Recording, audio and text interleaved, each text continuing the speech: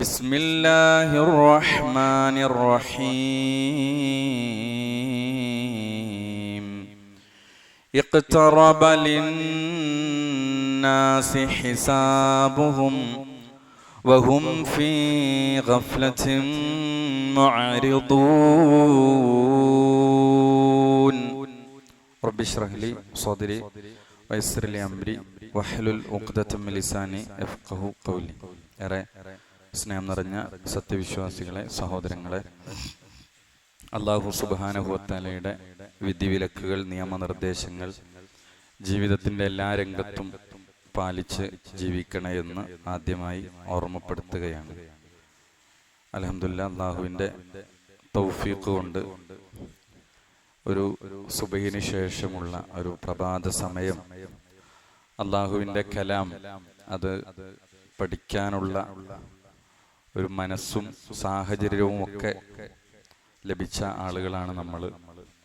അല്ലാഹു നമ്മിൽ നിന്നത് സ്വീകരിക്കുമാറാകട്ടെ.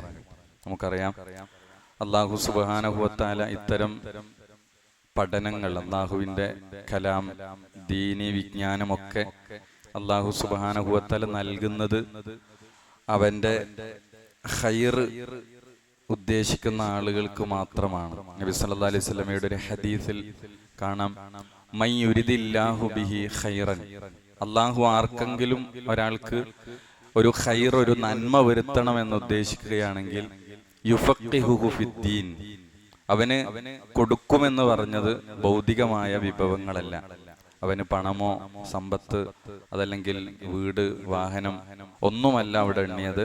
യുഫഖിഹു ഫിദ്ദീൻ, അവന് ദീനി വിജ്ഞാനം അവന് കൊടുക്കുന്നതാണ്. അപ്പൊ അതിനുള്ളൊരു തൗഫീഖ് കിട്ടുക എന്ന് പറയുമ്പോൾ നമ്മൾ മനസ്സിലാക്കേണ്ടത് അള്ളാഹുവിന്റെ ഒരു ഖൈർ നമ്മളിലുണ്ട്. ഏറ്റവും പ്രധാന നിയത്താണ്, ഇഹ്തിസാബാണ്, പ്രതിഫലേച്ഛയാണ്. അത് നമ്മളിൽ ഉണ്ടാകണമെന്ന് ഓർമ്മപ്പെടുത്താണ്. കാരണം നമ്മള് അല്ലാഹു സുബ്ഹാനഹു വ തആലയുടെ അടിമകളിൽ ഏറ്റവും ഖൈറായവരാണ് നമ്മൾ നിരവധി തവണ കേട്ട ഹദീസാണ്. മഹാനായ ഉസ്മാൻ ബിൻ അഫ്ഫാൻ റളിയല്ലാഹു അൻഹു റിപ്പോർട്ട് ചെയ്ത ഒരു ഹദീസ്, ഖൈറുക്കും എന്ന് തുടങ്ങുന്ന ഹദീസ്. നമുക്കൊക്കെ ഹിഫ്ളുള്ള, മനപ്പാടമുള്ള ഒരു ഹദീസാണ്. ഖൈറുക്കും മൻ തഅല്ലമൽ ഖുർആന വഅല്ലമഹു, നിങ്ങളിൽ ഏറ്റവും ഖൈറായവർ ഖുർആൻ പഠിക്കുകയും അത് പഠിപ്പിക്കുകയും ചെയ്യുന്ന ആളുകളാണ് എന്നാണ്. അതുകൊണ്ട് ആ ഒരു രൂപത്തിൽ തന്നെ നമ്മുടെ നിയത്തും ഒക്കെ വിശുദ്ധമാകുമ്പോഴാണ് നമ്മൾ എന്ത് ചെയ്യണത്, ഈ കാര്യങ്ങളൊക്കെ നമുക്ക് പ്രതിഫലാർഹമായി തീരുന്നത് എന്നാണ് ആമുഖമായി ഓർമ്മപ്പെടുത്താനുള്ളത്. മാത്രമല്ല, നമ്മുടെ സൂറത്തു ത്വാഹ അത് പൂർത്തിയാക്കി പുതിയ ഒരു സൂറത്തിലേക്ക് നമ്മൾ ഇൻഷാ അല്ലാഹ് ഇന്നത്തോടുകൂടി കടക്കാനിരിക്കുകയാണ്. അതിൽ ആദ്യത്തെ ഒരായത്ത് മാത്രമാണ് ഇൻഷാ അല്ലാഹ് ഇന്ന് എടുക്കാൻ വേണ്ടി ഉദ്ദേശിക്കുന്നത്. നമുക്കറിയാം, അല്ലാഹു സുബ്ഹാനഹു വ തആലയുടെ പ്രത്യേകക്കാർ അതല്ലെങ്കിൽ അഹ്ലുകാർ എന്ന് പറഞ്ഞ ആളുകൾ, അവർ ഖുർആനിന്റെ ആളുകളാണ്. മഹാനായ അനസ് ബിൻ മാലിക് റളിയല്ലാഹു അൻഹു നിവേദനം ചെയ്യുന്ന ഒരു ഹദീസിൽ കാണാം, അദ്ദേഹം പറഞ്ഞു, ഖാല റസൂലുള്ളാഹി സ്വല്ലല്ലാഹു അലൈഹി വസല്ലം, റസൂലുള്ളാഹി സ്വല്ലല്ലാഹു അലൈഹി വസല്ലം പറഞ്ഞു, ഇന്ന ലില്ലാഹി അഹ്ലീന മിനന്നാസ്, മനുഷ്യരിൽ, ജനങ്ങളിൽ അല്ലാഹു സുബ്ഹാനഹു വ തആലയുടെ ചില അഹ്ലുകാരുണ്ട്, സ്വന്തക്കാരുണ്ട്. ഖാലു, അപ്പൊ അള്ളാഹുവിന്റെ അഹ്ലുകാർ എന്ന് പറഞ്ഞാൽ കുടുംബം അല്ലെങ്കിൽ സ്വന്തക്കാർ എന്നൊക്കെയാണ് പറയാ. അപ്പൊ അള്ളാഹുവിന്റെ ചില സ്വന്തക്കാരും അഹ്ലുകാരും മനുഷ്യരിലുണ്ട് എന്ന് നബി സല്ലല്ലാഹു അലൈഹി വസല്ലം പറഞ്ഞപ്പോ ഖാലു, സഹാബികൾ ചോദിച്ചു, യാ റസൂലല്ലാഹ്, അല്ലാഹുവിന്റെ റസൂലേ, മൻഹും, അവരാരാണ്? അള്ളാഹുവിന്റെ അഹ്ലുകാർ, അള്ളാഹുവിന്റെ സ്വന്തക്കാർ എന്ന് പറഞ്ഞവരാരാണ്? ഖാല, നബി സല്ലല്ലാഹു അലൈഹി വസല്ലം പറഞ്ഞു, ഹും അഹ്ലുൽ ഖുർആൻ, അവര് ഖുർആനിന്റെ അഹ്ലുകാരാണ്, ഖുർആനിന്റെ ആളുകളാണ്. അഹ്ലുല്ലാഹി വ ഖാസത്തുഹു, അള്ളാഹുവിന്റെ പ്രത്യേകക്കാരും അള്ളാഹുവിന്റെ സ്വന്തക്കാരുമാണ് അവർ. ഇത് ഇബ്നു മാജ റിപ്പോർട്ട് ചെയ്ത ഹദീസാണ്. അതുകൊണ്ട് തന്നെ ധാരാളം മഹത്വങ്ങൾ നമുക്ക് വിശുദ്ധ ഖുർആനിന്റെ പഠനവുമായി ബന്ധപ്പെട്ട് ഹദീസുകളിൽ നമുക്ക് കാണാൻ സാധിക്കും. അതേപോലെ തന്നെ നബി സല്ലല്ലാഹു അലൈഹി വസല്ലമയുടെ കാലഘട്ടത്തിൽ കഴിഞ്ഞ് മഹാനായ ഉമർ റളിയല്ലാഹു അൻഹുവിന്റെ കാലഘട്ടത്തിൽ മക്കയുടെ ഗവർണറായി നിയോഗിക്കപ്പെടുന്നത് ഒരു അടിമയായ ഒരു മനുഷ്യനാണ്. അതുമായി ബന്ധപ്പെട്ട ഒരു ഹദീസിൽ ഇമാം മുസ്ലിം റിപ്പോർട്ട് ചെയ്ത ഹദീസാണ്. അൻ ആമിർ ബിൻ വാസില അന്ന നാഫിഅ ബിൻ അബ്ദുൽ ഹാരിസ് ലഖിയ ഉമർ ബി ഉസ്ഫാൻ. നാഫിഅ ബിൻ അബ്ദുൽ ഹാരിസ് ഉസ്ഫാനിൽ വെച്ച് ഉമർ റളിയല്ലാഹു അൻഹുവിനെ കണ്ടുമുട്ടാണ്. അദ്ദേഹം ഉമർ റളിയല്ലാഹു അൻഹു വക്കാന ഉമർ യസ്തഅമിലുഹു അലാ മക്ക. മക്കയിൽ അദ്ദേഹത്തെ ഒരു ഡ്യൂട്ടി ഏൽപ്പിക്കുകയാണ്. ആരെ? നാഫിഅ ബിൻ അബ്ദുൽ ഹാരിസ് എന്ന് പറയുന്ന സഹാബിയ റളിയല്ലാഹു അൻഹുവിനെ ഒരു ഉത്തരവാദിത്തം നബി സല്ലല്ലാഹു അലൈഹി വസല്ലം മക്കയിൽ ഏൽപ്പിക്കുകയാണ്. അപ്പൊ അതിന്റെ കൂടെ നബി സല്ലല്ലാഹു അലൈഹി വസല്ലം അദ്ദേഹത്തോട് ചോദിച്ചു, നാഫിഅ റളിയല്ലാഹു അൻഹുവിനോട് ചോദിക്കാണ്, മനിസ്തഅമൽത അലാ അഹ്ലിൽ വാദി, മക്കയുടെ ഒരു പ്രദേശത്ത് ഒരു അഹ്ലുൽ വാദിയിൽ നിങ്ങൾ ആരാണ് അവിടുത്തെ ഗവർണർ, അവിടുത്തെ ഡ്യൂട്ടി ആർക്കാണ് എന്ന് ചോദിച്ചു. ഫഖാൽ, അദ്ദേഹം പറഞ്ഞു, അവിടെ ഇബ്നു അബ്സ എന്ന് പറയുന്ന ഒരാളാണ് മക്കയുടെ ഗവർണർ. അപ്പോ ഉമർ റളിയല്ലാഹു അൻഹു അദ്ദേഹത്തോട് ചോദിച്ചു, വമൻ ഇബ്നു അബ്സ, ആരാണ് ഇബ്നു അബ്സ എന്ന് പറയുന്ന വ്യക്തി ആരാണ്? ബഖാല നാഫിഅ റളിയല്ലാഹു അൻഹു പറഞ്ഞു, മൗലൻ മിൻ മവാലീന, അടിമകളിൽപ്പെട്ട ഒരടിമയാണ് അവിടുത്തെ ഗവർണറായി നിശ്ചയിച്ചിരിക്കുന്നത്. അപ്പൊ അത്ഭുതത്തോടെ ഉമർ റളിയല്ലാഹു അൻഹു ചോദിക്കുകയാണ്, നിങ്ങൾ എന്തുകൊണ്ടാണ് ഫസ്തലഖ്ത അലൈഹിം മൗലൻ, ഒരടിമയെ നിങ്ങൾ മക്കയുടെ ഒരു ഗവർണറായി വെക്കാനുള്ള അതിന്റെ ഒരു കാരണം എന്താണ്? എന്തുകൊണ്ടാണ് നിങ്ങൾ അങ്ങനെ ചെയ്തത്? ഖാല, അപ്പൊ അദ്ദേഹം പറയാണ്, അദ്ദേഹത്തിന്റെ ക്വാളിറ്റി പറയാണ്, അതായത് ഇബ്നു അബ്സ എന്ന് പറയുന്ന ഈ വ്യക്തിയുടെ ക്വാളിറ്റി പറയാണ്, ഇന്നഹു ഖാരിഉൻ ലികിതാബില്ല, അദ്ദേഹം അല്ലാഹു സുബ്ഹാനഹു വ തആലയുടെ കിതാബ് വിശുദ്ധ ഖുർആൻ പാരായണം ചെയ്യുന്ന അതിൽ പണ്ഡിതനായ നല്ല വിജ്ഞാനമുള്ള ഒരു വ്യക്തിയാണ്. വഇന്നഹു ആലിമുൻ ബിൽ ഫറായിദ്, ഇൽമുൽ ഫറായിദ് എന്ന് പറഞ്ഞാൽ അനന്തരാവകാശ നിയമങ്ങളാണ്. അനന്തരാവകാശ നിയമങ്ങളിൽ അദ്ദേഹം വലിയ വിജ്ഞാനമുള്ള വ്യക്തിയാണ് എന്നാണ് അദ്ദേഹം പറഞ്ഞത്. എന്നിട്ട് ഉമർ റളിയല്ലാഹു അൻഹു ഇത് പറഞ്ഞപ്പോ പറയാണ്, അമാ ഇന്ന നബിയുക്കും സല്ലല്ലാഹു അലൈഹി വസല്ലം ഖദ് ഖാൽ, തീർച്ചയായും നിങ്ങളുടെ പ്രവാചകൻ പറഞ്ഞിട്ടുണ്ട്, ഇന്നല്ലാഹ യർഫഉ ബിഹാദൽ കിതാബി അഖ്വാമൻ, അല്ലാഹു സുബ്ഹാനഹു വ തആല ചില ജനങ്ങളെ, ചില ആളുകളെ ഈ ഖുർആൻ കൊണ്ട് ഉയർത്തും, വയദഉ ബിഹി ആഖരീൻ, ചില ആളുകളെ താഴ്ത്തുകയും ചെയ്യുമെന്നാണ്. അതുകൊണ്ട് തന്നെ വിശുദ്ധ ഖുർആനിന്റെ പഠനവും വിശുദ്ധ ഖുർആനിന്റെ വിജ്ഞാനവും ഒരാളെ ഉയർത്തുമെന്നാണ്, അയാളുടെ ദറജകൾ ഉയർത്തും എന്നൊക്കെ നബി സല്ലല്ലാഹു അലൈഹി വസല്ലമയുടെ ഹദീസിൽ നിന്ന് നമുക്ക് മനസ്സിലാക്കാൻ സാധിക്കും. അതുകൊണ്ട് തന്നെ ആ ഖുർആനിന്റെ പഠനത്തിലേക്കാണ്, പ്രത്യേകിച്ച് നമുക്കറിയാം നമ്മുടെ ഓരോരുത്തരുടെയും മരണം, നമ്മുടെ ശരീരത്തിൽ നിന്ന് ആത്മാവ് വേർപിരിയുന്നതോടെ നമ്മൾ ഖബറിലേക്ക് നമ്മുടെ ശരീരം എടുത്തു വെക്കും. അവിടെ ചോദിക്കപ്പെടുന്ന 4 ചോദ്യങ്ങൾ, ആ ചോദ്യങ്ങളിൽ ഒന്ന് നമ്മുടെ അറിവുമായി ബന്ധപ്പെട്ടാണ്. നമ്മൾ നിരവധി തവണ കേട്ട ഹദീസുകളാണ്. അവിടെ 2 മലക്കുകൾ വരും, മൻ റബ്ബുക, നിന്റെ റബ്ബ് ആരാണ്? അപ്പൊ വിശ്വാസികൾ പറയും, റബ്ബി അല്ലാ, എന്റെ റബ്ബ് അല്ലാഹു ആണ്. വമാ ദീനുക, നിന്റെ ദീൻ ഏതാണ്? അപ്പോ ദീനിയൽ ഇസ്ലാം, എന്റെ ദീൻ ഇസ്ലാമാണ്. അതേപോലെ തന്നെ റസൂലുള്ളാഹിനെ കാണിച്ചിട്ട് ചോദിക്കും, മാ ഹാദർ റജുൽ അല്ലദീ ബുഇസ ഫീകും, നിങ്ങളിലേക്ക് നിയോഗിക്കപ്പെട്ട ഈ റജുൽ ആരാണ്? അപ്പോ മുഅ്മിനീങ്ങൾ പറയും, ഹുവ റസൂലുള്ളാഹി സ്വല്ലല്ലാഹു അലൈഹി വസല്ലം. പിന്നെ അവരോട് ചോദിക്കണ 4ാമത്തെ ചോദ്യമാണ്, വമാ ഇൽമുക, നിന്റെ അറിവ് എന്താണ്? നീ എന്ത് അറിവാണ്, ഇൽമാണ് നേടിയത്? അപ്പൊ യഥാർത്ഥ വിശുദ്ധ ഖുർആനും ഹദീസും ഒക്കെ പഠിച്ച ആളുകൾ, വിശ്വാസികൾ പറയും, ഖറഅതു കിതാബല്ലാഹി വആമൻതു ബിഹി വസദ്ദഖ്തു, ഞാൻ വിശുദ്ധ ഖുർആൻ പാരായണം ചെയ്തു, അത് പഠിച്ചു, അത് സത്യപ്പെടുത്തി, അതിൽ വിശ്വസിച്ചു. ഇത് പറയുമ്പോഴാണ് ആ ഹദീസിൽ കാണാം, ഫയുനാദി മുനാദിൻ ഫിസ് സമാ, ആകാശത്തു നിന്ന് വിളിച്ചു പറയുന്ന ഒരാൾ വിളിച്ചു പറയുന്നതാണ്, ഇയാൾ അനുമോദിക്കും. എന്നിട്ട് അതിന്റെ കൂടെ അള്ളാഹു പറയും, ഫഅഫ്രിഷു മിനൽ ജന്ന, ആ അടിമക്ക് സ്വർഗത്തിൽ നിന്നുള്ള വിരിപ്പ് വിരിച്ചു കൊടുക്കുക. വഫ്തഹു ലഹു ബാബൻ ഇലൽ ജന്ന, അതേപോലെ തന്നെ സ്വർഗത്തിൽ നിന്നുള്ള ഒരു വാതിൽ അയാൾക്ക് ഖബറിലേക്ക് തുറന്നു കൊടുക്കുക. വഅൽബിസു മിനൽ ജന്ന, സ്വർഗത്തിലെ ഉടയാളകൾ അയാളെ ധരിപ്പിക്കുക. ഇതൊക്കെ ആർക്കാണ്? നിന്റെ ഇൽമ എന്താണെന്ന് ചോദിച്ചപ്പോ ഞാൻ ഖുർആൻ പഠിച്ചു എന്ന് പറഞ്ഞ ആളുകൾക്കാണ്. അപ്പൊ അത് ഞാൻ ഈ ഹദീസ് പറയാൻ കാരണം, നമുക്ക് ഖബറിൽ ഇതിന് ഉത്തരം പറയാൻ കഴിയണമെങ്കിൽ എന്ത് ചെയ്യണം?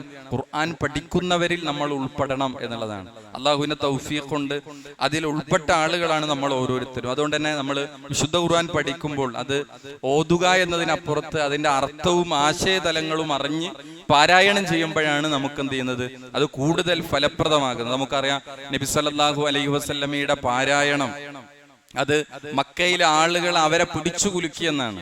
നമ്മൾ സൂറത്തുൻ നജ്മിന്റെ വിശദീകരണത്തിൽ നമ്മൾ വായിക്കുന്നുണ്ട്, സൂറത്തുൻ നജ്മ് പ്രവാചകൻ അവതരിപ്പിക്കപ്പെടുകയും അത് പ്രവാചകൻ സല്ലല്ലാഹു അലൈഹി വസല്ലം ഒരു പബ്ലിക്കിന്റെ മുമ്പിൽ ആദ്യമായി പ്രവാചകൻ ഒന്നിച്ചോദിയ ഒരു സൂറത്ത്, പാരായണം ചെയ്ത സൂറത്തു നജ്മാണ്. ആ സൂറത്തു നജ്മിന്റെ സാഹചര്യം നമുക്ക് കാണാം. ചില സഹാബികളൊക്കെ മക്കയിലെ മുശ്രിക്കുകളുടെ പീഡനങ്ങൾ സഹിക്കവയ്യാതെ അബിശീനിയയിലേക്ക് ഹിജറ പോയ സമയമാണ്. ആ സമയത്ത് നബി സല്ലല്ലാഹു അലൈഹി വസല്ലമയെ കൈകാര്യം ചെയ്യാൻ വേണ്ടി മുശ്രിക്കുകളായ ആളുകൾ പ്രവാചകന്റെ അടുക്കലേക്ക് വരുന്നുണ്ട്. ആ സമയത്ത് നബി സല്ലല്ലാഹു അലൈഹി വസല്ലമ സൂറത്തു നജ്ം ഓതുന്നത് നമുക്ക് ചരിത്രത്തിൽ കാണാൻ സാധിക്കും. നബി സല്ലല്ലാഹു അലൈഹി വസല്ലമ സൂറത്തു നജ്മിന്റെ ആയത്തുകൾ ഇങ്ങനെ ഓതുകയാണ്. വൻ നജ്മി ഇദാ ഹവാ മാ ضل സാഹിബുകും വമാ ഗവാ വമാ യൻതിഖു അനിൽ ഹവാ ഇൻ ഹുവ ഇല്ലാ വഹ്യുൻ യൂഹാ. ഈ ആയത്ത് ഇങ്ങനെ ഓതുമ്പോൾ അവിടെ വന്ന മുശ്രിക്കുകളായ ആളുകൾ അവര് റസൂലുള്ളാഹിയെ ശരിക്ക് കൈകാര്യം ചെയ്യാനും ഉപദ്രവിക്കാനൊക്കെയാണ് അവർ വന്നത്. ശരിക്ക് ഈ ആയത്ത് പാരായണം ചെയ്തപ്പോൾ അവരിങ്ങനെ സ്തബ്ധിച്ച് ആ ആയത്തുകളുടെ അർത്ഥം ആലോചിച്ച് അവർ അതിങ്ങനെ അതിൽ ഇഴകിച്ചേർന്നു എന്ന് നമുക്ക് ചരിത്രത്തിൽ കാണാം. അതിനേക്കാൾ വലിയ അത്ഭുതം എന്താന്ന് ചോദിച്ചാൽ സൂറത്തു നജ്ം അവസാനിക്കുന്നത് എങ്ങനെയാണ്? ഒരു തിലാവത്തിന്റെ സുജൂദോടുകൂടെയാണ്. അവിടെ റസൂൽ അവസാന ആയത്തോതാണ് ഫസ്ജുദൂ ലില്ലാഹി വഅബ്ദൂ. ആയത്തോതുമ്പോൾ റസൂലുള്ളാഹി സ്വല്ലല്ലാഹി അലൈഹി വസല്ലം സുജൂദ് ചെയ്യാണ്, സഹാബികൾ സുജൂദ് ചെയ്യാണ്. ചരിത്രത്തിൽ അത്ഭുതകരമായ ഒരു സംഭവം അവിടെ നടക്കുകയാണ്. മക്കയിലെ അവിടെ കൂടിയ മുശ്രിക്കുകൾ മുഴുവൻ സുജൂദിൽ വീണു എന്ന് പറഞ്ഞ ഒരു ചരിത്രം നമ്മൾ വായിക്കുന്നുണ്ട്. ആ ചരിത്രം പിന്നെ ജസീറത്തുൽ അറബിൽ ഒരു കാട്ടുതീ പോലെ പിന്നെ പടർന്നത് മക്കയിലെ മുശ്രിക്കുകൾ മുഴുവൻ ഇസ്ലാം സ്വീകരിച്ചു എന്നാണ്. കാരണം അവർ സുജൂദ് ചെയ്യുന്നത് ആളുകൾ കാണുകയാണ്. സുജൂദ് എന്ന് പറഞ്ഞാൽ അള്ളാഹ്ക്ക് വേണ്ടി മുസ്ലിങ്ങൾ ചെയ്യണതാണ്. പക്ഷെ അവിടെ അബിസീനിയയിലേക്ക് ഹിജറ പോയവർ മക്കയിലേക്ക് തിരിച്ചു വന്നു. എന്തിനാണ് തിരിച്ചു വന്നത്? ഇനിയിപ്പോ ഹിജറ ചെയ്ത് അവിടെ കണ്ട ആവശ്യമല്ലോ. ഇവിടെയൊക്കെ എല്ലാവരും ഇസ്ലാം സ്വീകരിച്ചു എന്നാണ് അവര് കേട്ട വാർത്ത. പക്ഷെ അങ്ങനെ ഒരു വാർത്ത ഉണ്ടായിരുന്നാൽ അതൊരു ഫേക്ക് ന്യൂസ് ആണ്. എന്താ സംഭവിച്ചത്? നജ്മിന്റെ അർത്ഥവും സൂറത്തു നജ്മിന്റെ അർത്ഥവും ആശയവും കേട്ടിട്ട് അവര് സുജൂദ് ചെയ്തു പോയതാണ്. അവരറിയാതെ എന്ത് ചെയ്തു? സഹാബികളോടൊപ്പം അവർ സുജൂദ് ചെയ്തു. ഞാൻ പറഞ്ഞത് ഇതെപ്പോഴാണ് ഇത് സംഭവിക്കുന്നത്? ആ ഒരു സ്വാഭാവികമായ സുജൂദ് സംഭവിക്കണം. അർത്ഥവും ആശയതലവും അവരുടെ മനസ്സിലേക്ക് അവരെ സ്വാധീനിച്ചപ്പോഴാണ് ഇത് സംഭവിക്കുന്നത്. അതുകൊണ്ട് തന്നെ നമ്മൾ ഇത് പാരായണം ചെയ്യാൻ മാത്രമുള്ള ഒരു ഗ്രന്ഥമല്ല. നമുക്കറിയാം മുമ്പ് കാലത്തൊക്കെ സൂറത്തുൽ ഫാത്തിഹ പഠിക്കൽ പോലും പ്രത്യേകം സുന്നത്തില്ല എന്ന് വിശ്വസിച്ചിരുന്ന ഒരു കാലഘട്ടം ഉണ്ടായിരുന്നു. അവിടുന്ന് ഖുർആൻ ക്ലാസ്സുകളിലേക്കായി, അപ്പൊ ഖുർആൻ ക്ലാസ്സിലാക്കി എന്നൊക്കെയായിരുന്നു അന്ന് കേരളത്തിലെ ആളുകൾ പറഞ്ഞിരുന്നത്. പക്ഷെ ആളുകൾ ഖുർആനിന്റെ അർത്ഥവും ആശയമൊക്കെ എന്ത് ചെയ്തു? പഠിച്ചു വന്നു. ആ വിശുദ്ധ ഖുർആൻ പഠിക്കാൻ, പാരായണം, അത് പകർത്താൻ എല്ലാം നമുക്ക് എളുപ്പമാണ്. നമ്മൾ ധാരാളം തവണ കേട്ട ആയത്താണ് സൂറത്തുൽ ഖമറിലെ ആയത്ത്. 4 തവണ ആയത്ത് സൂറത്തുൽ ഖമറിൽ പറയുന്നുണ്ട്. എന്താണ്? വലഖദ് യസ്സർനൽ ഖുർആന ലിദ്ദിക്രി ഫഹൽ മിൻ മുദ്ദക്കിർ. ഈ വിശുദ്ധ ഖുർആനിനെ നാം ഏറ്റവും എളുപ്പമുള്ളതാക്കി. ഫഹൽ മിൻ മുദ്ദക്കിർ, ചിന്തിക്കാൻ തയ്യാറുള്ളവരുണ്ടോ എന്നാണ് എന്താ ചോദിക്കുന്നത്. പഠിക്കാൻ ഇത് എളുപ്പമാണ്. അതിന്റെ ഭാഷാപരമായി അതിന്റെ ആശയം, അതിന്റെ അർത്ഥമൊക്കെ എന്താണ്? നമുക്ക് ഉൾക്കൊള്ളാൻ എളുപ്പമായ വചനങ്ങളാണ് എന്നാണ്. അതുകൊണ്ട് തന്നെ ആ പഠനത്തിലേക്കാണ് ഇൻഷാ അല്ലാഹ് നമ്മൾ കടക്കുന്നത്. നമ്മൾ സൂറത്തുൽ അംബിയായിലേക്ക് ഇൻഷാ അല്ലാഹ് നമ്മൾ പ്രവേശിക്കുകയാണ്. അതിന്റെ ആദ്യത്തെ ഒരു ആയത്താണ് ഇൻഷാ അല്ലാഹ് നമ്മൾ എടുക്കാൻ ഉദ്ദേശിക്കുന്നത്. നമ്മൾ ആയത്ത് പാരായണം ചെയ്യുന്നതിന് മുമ്പ് അതിന്റെ ചില ആമുഖങ്ങൾ നമുക്ക് പറയാം. നമുക്കറിയാം, നമ്മൾ കഴിഞ്ഞ വർഷം നമ്മൾ പഠിച്ചത് സൂറത്തു ത്വാഹയാണ്. അതിനെ തുടർന്നു കൊണ്ടുള്ള 21-ാമത്തെ അധ്യായമാണ് നമുക്ക് ഇൻഷാ അല്ലാഹ് ഇനി പഠിക്കാനുള്ള. സൂറത്തുൽ അംബിയാ ആണ് നമുക്ക് പഠിക്കാൻ. അംബിയാ എന്ന് പറഞ്ഞാൽ ശരിക്ക് എന്തിന്റെ ജംആണ്? നബിയുൻ. ജംഅ് അംബിയാ. നബിയുൻ എന്ന് പറഞ്ഞാൽ പ്രവാചകൻ, അതിന്റെ ഏകവചനാണ്.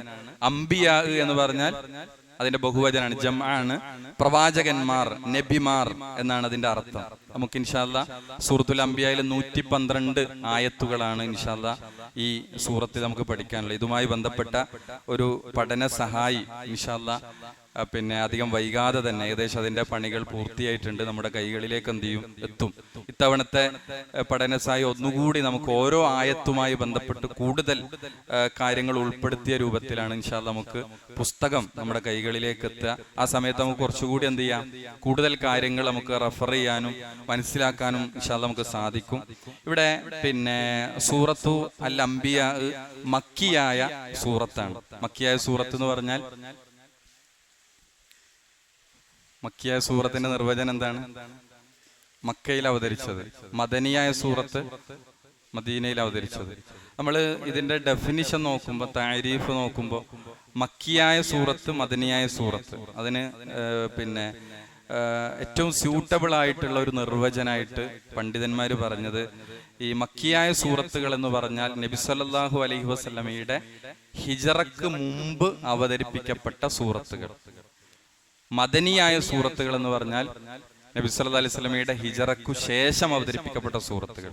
അപ്പൊ മദനിയായ സൂറത്തുകളിൽ തന്നെ ഒരുപക്ഷെ അത് മക്കയിൽ അവതരിപ്പിക്കപ്പെട്ടതുണ്ടാകും. അങ്ങനെ ആകുമ്പോൾ ഹിജറക്കു ശേഷം ഇറങ്ങിയ സൂറത്തുകളെല്ലാം മദീനയിൽ തന്നെ ഇറങ്ങിക്കൊള്ളുന്നില്ല. അതിനൊരു ഉദാഹരണം പറയുകയാണെങ്കിൽ സൂറത്തുൻ നസ്ർ. സൂറത്തുൻ നസ്ർ എപ്പോഴാണ് ഇറങ്ങുന്നത്? ഇദാ ജാഅ നസ്റുല്ലാഹി വൽ ഫതഹ്. എപ്പോഴാണ്? അള്ളാഹുവിന്റെ സഹായം വിജയവും വന്നാൽ. എവിടെയാണ് ശരിക്കത്? മക്കം ഫത്ഹ്, മക്ക വിജയത്തിന്റെ സന്ദർഭത്തിലാണ് അത് ഇറങ്ങിയത്. എവിടെ വെച്ചിട്ടാണ് ഇറങ്ങണത്?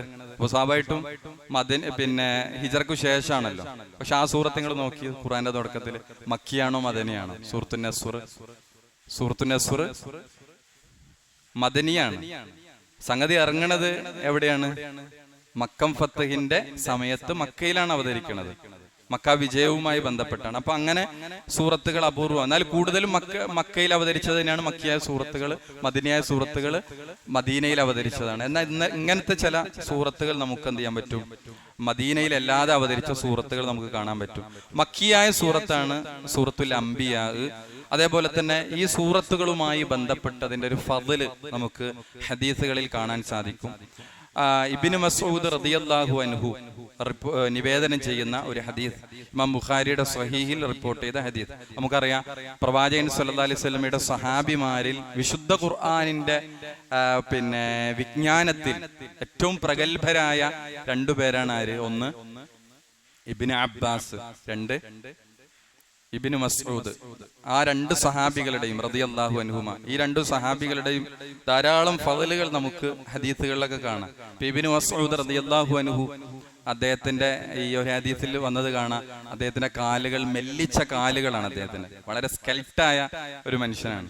ഈ അറാഖിന്റെ കൊള്ളിയിൽ കയറിയപ്പോ പിന്നെ അദ്ദേഹം ഇങ്ങനെ പിന്നെ മേലെ ഇരിക്കെ പിന്നെ ഒരു കാറ്റടിച്ചപ്പോൾ അദ്ദേഹത്തിന്റെ പിന്നെ മുണ്ടൊരൽപ്പം നീങ്ങിയപ്പോൾ അദ്ദേഹത്തിന്റെ ഈ കാലുണ്ടല്ലോ, ആ കാല് മെലിഞ്ഞൊട്ടിയ കാല് ചിലർ കണ്ടപ്പോൾ, സഹാബികൾ കണ്ടപ്പോൾ അവരോട് ചിരിച്ചുപോയി. സാധാരണ സ്വാഭാവികമായി ഉണ്ടാകുന്ന ഒരു ചിരി വന്നു.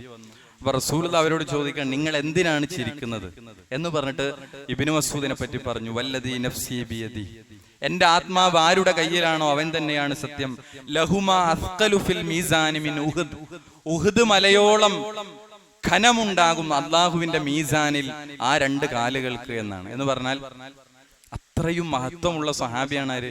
ഇബ്നു മസ്ഊദ് റളിയല്ലാഹു അൻഹു. ആ ഇബ്നു മസ്ഊദ് പ്രവാചകനിൽ നിന്ന് പറയാണ് 5 സൂറത്തുകൾ. ഏതൊക്കെയാണ് ആ സൂറത്ത്? ഒന്ന് ബനു ഇസ്രായീൽ, ഇമാം ബുഖാരിയുടെ ഹദീസാണ്.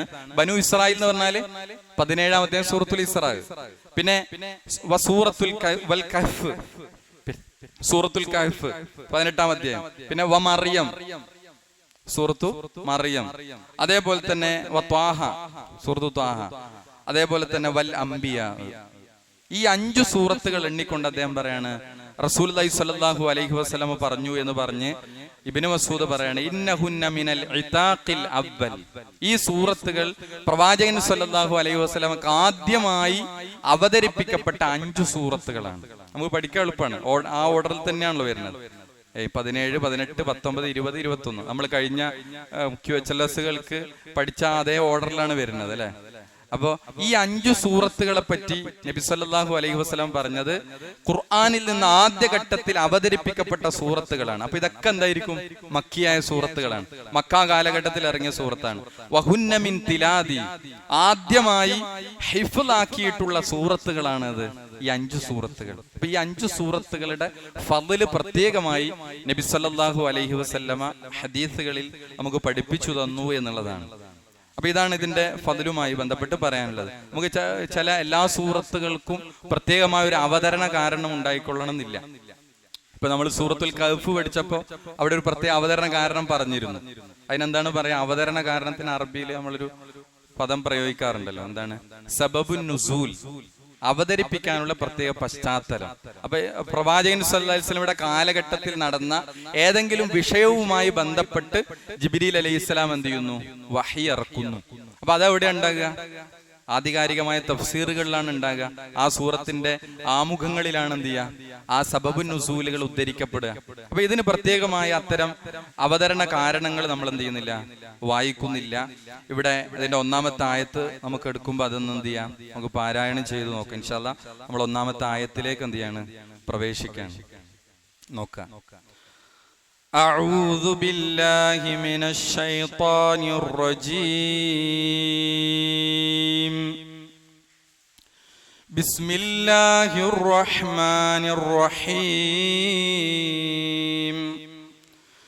اقترب للناس حسابهم وهم في غفلة معرضون. اقترب للناس حسابهم وهم في غفلة معرضون. ഇൻഷാല്ലാഹ് നമുക്കൊന്ന് ഓതി നോക്കാം. എങ്ങനെയാണ് സാധാരണ ഓതല്? ഒന്നിച്ചല്ലേ? أعوذ بالله من الشيطان الرجيم.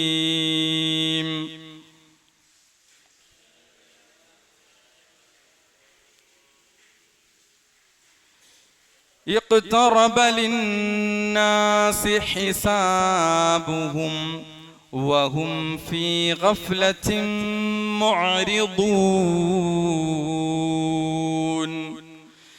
اقترب للناس حسابهم وهم في غفلة معرضون. اقترب للناس حسابهم وهم في غفلة معرضون. اقترب للناس حسابهم وهم في غفلة معرضون. ഒന്നുകൂടി നോക്കാം. അവിടെ പ്രത്യേകിച്ച് നിയമങ്ങളൊന്നും നമുക്ക് പ്രത്യേകം തജ്വീദിന്റെ നിയമങ്ങളൊന്നും നമുക്ക് അവിടെ പ്രത്യേകം ശ്രദ്ധിക്കേണ്ടതായിട്ട് വരുന്നില്ല. ഒന്നുകൂടി ഓതി നോക്കാം. اقترب للناس حسابهم وهم في غفلة معرضون. ഇനി ഒരു ഭാഗത്ത് മാത്രം ഒന്ന് നമ്മൾ ഓതി നോക്കാം പ്രത്യേകം. اقترب للناس حسابهم وهم في غفلة معرضون. اقترب للناس حسابهم وهم في غفلة معرضون. اقترب അതിന്റെ അർത്ഥം ഇഖ്തറബ എന്ന് പറഞ്ഞാൽ ഖറുബ എന്ന് പറഞ്ഞാൽ സമീപത്തെത്തി എന്നൊക്കെയാണ് അർത്ഥം. അടുത്തെത്തി, അടുത്തു വന്നു എന്നൊക്കെയാണ് അതിന്റെ അർത്ഥം. ഇഖ്തറബ യഖ്തരിബു അല്ലെങ്കിൽ ആസന്നമാവുക, അടുക്കുക എന്നൊക്കെയാണ് അർത്ഥം. അപ്പോ സമീപത്തെത്തി, അടുത്തെത്തി. ഇഖ്തറബ ലിന്നാസി മനുഷ്യർക്ക്, ജനങ്ങൾക്ക്. ഹിസാബുഹും, ഹിസാബ് എന്ന് പറഞ്ഞാൽ വിചാരണ. അപ്പൊ ഹിസാബുഹും അവരുടെ വിചാരണ. അപ്പൊ ഇഖ്തറബ ലിന്നാസി ഹിസാബുഹും മനുഷ്യർക്ക് അവരുടെ വിചാരണ അടുത്തെത്തി, വന്നെത്തി, സമീപത്തെത്തി. വഹും അവർ അല്ലെങ്കിൽ അവരാകട്ടെ, അതായത് ഈ അന്നാസ് ഉണ്ടല്ലോ, അവരാകട്ടെ ഫീ ഗഫ്ലത്തിൻ. ഗഫ്ലത്ത് എന്ന് പറഞ്ഞാൽ എന്താണ്? അവന് ഗഫ്ലത്തിലാണെന്നൊക്കെ പറയും, അശ്രദ്ധ. അപ്പൊ ഫീ ഗഫ്ല എന്ന് പറഞ്ഞാൽ എന്തായി? അശ്രദ്ധയിലാണ്, അശ്രദ്ധയിലായിക്കൊണ്ട്. മുഅ്രിദൂൻ, മുഅ്രിദൂൻ നമ്മൾ പഠിച്ച പദാണ്. അഅറദ നമ്മൾ പഠിച്ചില്ലേ? അഅറദ സൂറത്തു താഹയിൽ പഠിച്ചിട്ടുണ്ട്. അഅറദ യുഅ്രിദു മുഅ്രിദുൻ, അതാണ് മുഅ്രിദൂൻ. അഅറദ പഠിച്ചില്ലേ നമ്മൾ സൂറത്തു താഹയിൽ അവസാന ഭാഗത്ത്? വമൻ അഅറദ അൻ ദിക്രി, ല്ലേ? വമൻ അഅറദ അൻ ദിക്രി, എന്റെ ദിക്റിനെ തൊട്ട് ആര് തിരിഞ്ഞുകളഞ്ഞാൽ ഫഇന്ന ലഹു മഈശതൻ ദൻക, നമ്മൾ പഠിച്ചില്ല സൂറത്തുൽ താഹയിൽ, അവന് കുടുസായ ഇടുങ്ങിയ ഒരു ജീവിതമായിരിക്കും. അവിടെ പറഞ്ഞെന്താണ്? അഅറദ എന്നാണ്, അതിൽ നിന്നാണ് ഇത് ഉണ്ടായത്. അഅറദ യുഅരിദു മുഅരിദുൻ, മുഅരിദൂൻ എന്ന് പറഞ്ഞാലോ തിരിഞ്ഞുകളയുന്നവരാണ്, തിരിഞ്ഞുകളയുന്നവരാകുന്നു. അപ്പൊ ഒന്നുകൂടി നോക്കി, ഇഖ്തറബ, ഇഖ്തറബ അടുത്തെത്തി, സമീപത്തെത്തിയിരിക്കുന്നു. ലിന്നാസി ജനങ്ങൾക്ക്, അവിടെ ജനങ്ങൾക്ക് എന്ന് കിട്ടിയത് എങ്ങനെയാണ്? ലി ആണ്, ലി. വെറും അന്നാസ് ആണെങ്കിൽ ജനങ്ങൾ, മനുഷ്യർ. അപ്പൊ മനുഷ്യർക്ക്, ജനങ്ങൾക്ക് അടുത്തെത്തിയിരിക്കുന്നു. ഹിസാബുഹും, അവരുടെ ഹിസാബ്, വിചാരണ. വഹും, അവരാകട്ടെ ഫീ ഗഫ്ലത്തിൻ, അശ്രദ്ധയിലായിക്കൊണ്ടാണ്. മുഅരിദൂൻ, തിരിഞ്ഞുകളയുന്നവരുമാകുന്നു. അപ്പൊ നമ്മൾ ഒന്നിച്ചർത്ഥം വെച്ച് നോക്കി എങ്ങനെയുണ്ട്? ജനങ്ങൾക്ക് അവരുടെ വിചാരണ ആസന്നമായിരിക്കുന്നു, സമീപത്തെത്തിയിരിക്കുന്നു. അവരാകട്ടെ അശ്രദ്ധയിലായതുകൊണ്ട് തിരിഞ്ഞുകളയുന്നവരാകുന്നു എന്നാണ്. ഇവിടെ നമുക്ക് ഈ ആയത്തുമായി ബന്ധപ്പെട്ട്, നമുക്ക് ഹിസാബുമായി ബന്ധപ്പെട്ട ആയത്തുകളാണ്. നമുക്കറിയാം ഹിസാബ്, ഈ ഹിസാബ് അടുത്തെത്തി എന്ന് പറഞ്ഞതിന്റെ ഉദ്ദേശം എന്താണ്? ഇവിടെ നമുക്ക് തഫ്സീറുകളിൽ നിന്ന് 3 വിശദീകരണങ്ങളാണ് മുഫസ്സിറുകൾ ഇതിന് നൽകിയിരിക്കുന്നത്. എന്താണ് ഹിസാബ് അടുത്തെത്തി എന്ന് പറഞ്ഞാൽ അതിന്റെ ഉദ്ദേശം? നമുക്കറിയാം, ഒരു മനുഷ്യന്റെ ജീവിതത്തിൽ അവൻ മരണം വരെയുള്ള മുഴുവൻ കാര്യവും എന്ത് ചെയ്യും? നാളെ എല്ലാ കാര്യവും നാളെ പരലോകത്ത് എന്ത് ചെയ്യും? വിചാരണ ചെയ്യും. യഥാർത്ഥത്തിൽ വിചാരണ എന്ന് പറഞ്ഞാൽ അവിടെ അഹ്ലുസുന്നയുടെ അഖീദയിലെ ഒരു പാഠമാണ് ശരിക്കും അൽ ഹിസാബു വൽ ജസാ, വിചാരണയും പ്രതിഫലവും എന്നത്. അതിന് നമുക്ക് സ്വാലിഹ് ബിൻ അബ്ദുല്ല അൽ ഉസൈമി അദ്ദേഹം കൊടുക്കുന്ന ഒരു ഡെഫിനിഷൻ, വിചാരണക്ക്, വിചാരണ എന്നതുകൊണ്ട് ഉദ്ദേശിക്കുന്നത് അന്ത്യനാളിൽ ഓരോ വ്യക്തിയുടെയും പ്രവർത്തനങ്ങൾ അല്ലാഹു പരിശോധിക്കുകയും അവർ ഭൗതിക ലോകത്ത് ചെയ്ത കാര്യങ്ങളെ അടിസ്ഥാനമാക്കി അവരുടെ കർമ്മങ്ങളെ സൂക്ഷ്മ നിരീക്ഷണങ്ങൾക്ക്, പരിശോധനക്ക് വിധേയമാക്കപ്പെടുകയും ചെയ്യുക എന്നതാണ് എന്ത്? ഹിസാബ്. ചുരുക്കി പറഞ്ഞാൽ നമ്മുടെ ആയുസ്സിൽ, അതായത് ഒരു 65 കൊല്ലം, 50 കൊല്ലം, 45 കൊല്ലം, 40 കൊല്ലം ഒരു മനുഷ്യൻ ഈ ദുനിയാവിൽ ജീവിച്ചു. അവന്റെ ജീവിതത്തിലെ മുഴുവൻ സ്വകാര്യ നിമിഷങ്ങൾ, പരസ്യ ജീവിതം എല്ലാം അവിടെ എന്ത് ചെയ്യും? ഹിസാബിന് വിധേയമാക്കപ്പെടും എന്നുള്ളതാണ് പരലോകത്ത്.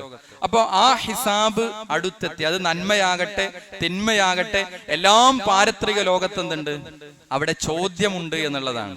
ഇവിടെ നമുക്കറിയാം നബി സല്ലല്ലാഹു അലൈഹി വസല്ലമ പ്രത്യേകമായി നമുക്ക് പഠിപ്പിച്ചു തന്ന കാര്യമാണ്, നാളെ ഒരടിമ ചോദ്യം ചെയ്യപ്പെടുന്ന ഒട്ടേറെ വിഷയങ്ങളുണ്ട്. അതിൽ അവനോട് ചോദ്യം ചെയ്യപ്പെടുന്ന ഒരു കാര്യത്തെ പറ്റി നബി സല്ലല്ലാഹു അലൈഹി വസല്ലം പറഞ്ഞു, 4-5 കാര്യങ്ങൾ അവനോട് ചോദ്യം ചെയ്യപ്പെടും. അതിന് ഉത്തരം പറയാതെ അവന് വെച്ച കാല് മുന്നോട്ട് വെക്കാൻ സാധിക്കൂല എന്നാണ്. ലാ തസൂലു ഖദമ അബ്ദിൻ യൗമൽ ഖിയാമ ഹത്താ യുസ്അൽ. അവൻ ചില കാര്യങ്ങൾ ചോദിക്കപ്പെടുന്നത് വരെ, അതിന് ഉത്തരം പറയുന്നത് വരെ അവൻ ഒരടി മുന്നോട്ട് വെക്കാൻ ഖിയാമത്ത് നാളിൽ അവന് സാധിക്കുകയില്ല. ഒന്നെന്താണ്? അൻ ഉമുരിഹി. നമ്മൾ പലപ്പോഴും ഖുതുബകളിലൊക്കെ കേട്ട ഒരു ഹദീസാണ് അൻ ഉമുരിഹി. എന്താണ് ഉമുർ? അവന്റെ ആയുസ്സിനെ പറ്റിയാണ് ചോദ്യം. ഫീമാ അഫ്നാഹു, അതെന്തിലാണ് ചെലവഴിച്ചു കളഞ്ഞത്? എന്തിലാണ്? ദുനിയാവിന്റെ വിഷയങ്ങളിലാണോ? ഒരു ചോദ്യമാണ്. രണ്ടാമത്തെ എന്താണ്? വഅൻ ഇൽമിഹി, അവന്റെ അറിവിനെ പറ്റി, ഇൽമിനെ പറ്റി അവിടെ ചോദ്യമുണ്ട്. ഇതൊക്കെ ഹിസാബുകളാണ് അവിടെ. ഫീമാ ഫഅല ബി, അതിനനുസരിച്ച് എന്തു പ്രവർത്തിച്ചു. നമ്മൾ ഇൽമിയായ വിജ്ഞാന വേദികളിൽ, ഇൽമിയായ സദസ്സുകളിൽ പങ്കെടുക്കുന്നു. അപ്പൊ ആ ഇൽമു കൊണ്ട് എന്തു പ്രവർത്തിച്ചു? നമ്മുടെ ജീവിതത്തിൽ മാറ്റങ്ങൾ വരണം. സുന്നത്തുകൾ, പുതിയ പുതിയ പിന്നെ അതേപോലെ തന്നെ നമ്മൾ പഠിക്കണ കാര്യങ്ങളൊക്കെ ജീവിതത്തിലേക്ക് വരണം. അപ്പൊ എന്തു പ്രവർത്തിച്ചു? ചോദ്യമുണ്ട്. മൂന്നാമത്തെ ചോദ്യം എന്താണ്? വഅൻ മാലിഹി, അവന്റെ സമ്പത്തിനെ പറ്റി ചോദ്യമുണ്ട്. 2 ചോദ്യമാണ് സമ്പത്തിനെ പറ്റി. എന്താ? ഐനക്തസബഹു, എവിടെ നിന്നാണ് സമ്പാദിച്ചത്? വഫീമ അൻഫഖഹു, എവിടെയാണ് ചെലവഴിച്ചത്? 2 ചോദ്യമാണ്. അപ്പൊ വന്ന വഴി ഹലാലായിരിക്കണം, പോകുന്ന വഴിയും എന്തായിരിക്കണം? ഹലാലാകണം. അപ്പൊ ആരും പലതിനും ചോദിച്ചു ആളുകൾ നമ്മളെ കടയിലൊക്കെ. എല്ലാത്തിനും കൊടുക്കാൻ പറ്റുമോ? ഇല്ല. നമുക്ക് അനുവദനീയമായതിനേ കൊടുക്കാൻ പറ്റുള്ളൂ. അനുവദനീയമായ മാർഗത്തിലെ രണ്ടും ചോദ്യമുണ്ട്. എവിടെ നിന്നു സമ്പാദിച്ചു, എന്തിൽ ചെലവഴിച്ചു എന്ന ചോദ്യമുണ്ട്. അവസാനത്തെ ചോദ്യം എന്താണ്? വഅൻ ജിസ്മിഹി, അവന്റെ ശരീരത്തെ, ആരോഗ്യത്തെ പറ്റി ചോദ്യമുണ്ട്.